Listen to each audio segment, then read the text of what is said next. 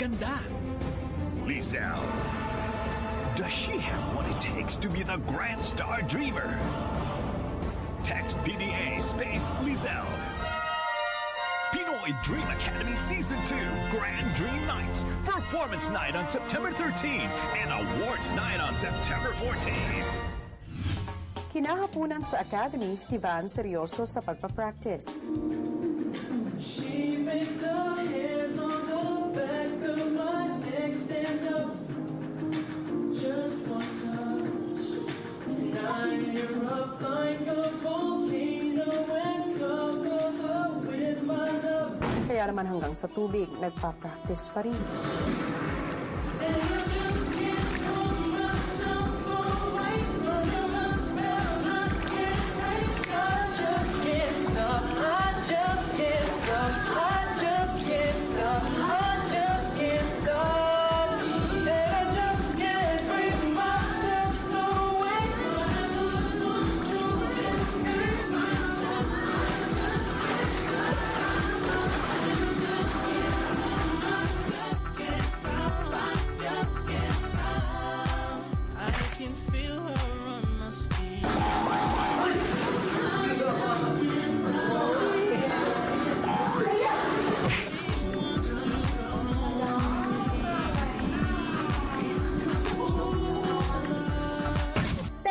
Di ba matagal nang tapos ang sensuality week ninyo? Sa Camarines Sur, ibang katuwaan naman ang nagaganap ng makapiling muli ni Bugoy ang kanyang mga kapamilya.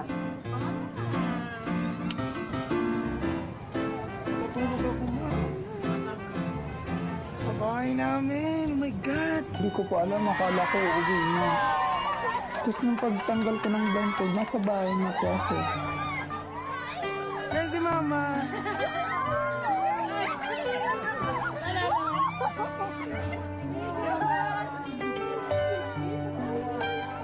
Akala ko nga hindi siya pupunta kasi hindi naman alam na paparito sa amin. Kaya masaya ako kasi kahit papano nakausap kami ngayon.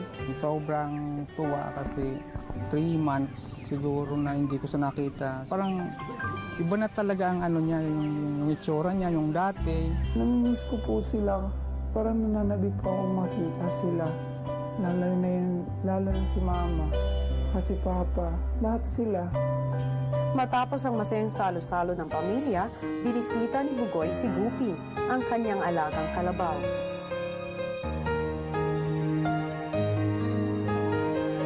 Hindi na ako kilala ni Guppy. May anak na si Guppy. Guppy!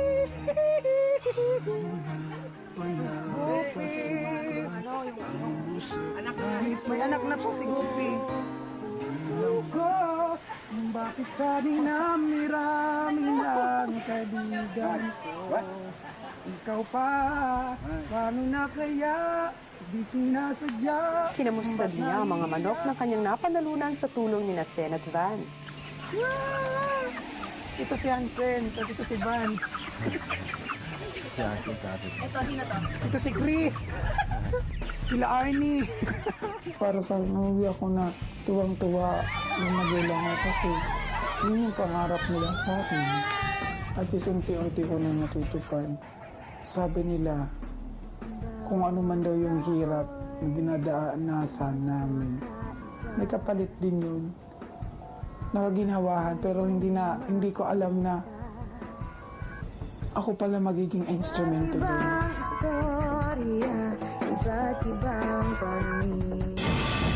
Determined scholar. Every girl, every man. Boy next door. Passionate musician. Miguel. Does he have what it takes to be the Grand Star Dreamer? Text PDA space Miguel. Pinoy Dream Academy Season 2 Grand Dream Nights. Performance Night on September 13 and Awards Night on September 14.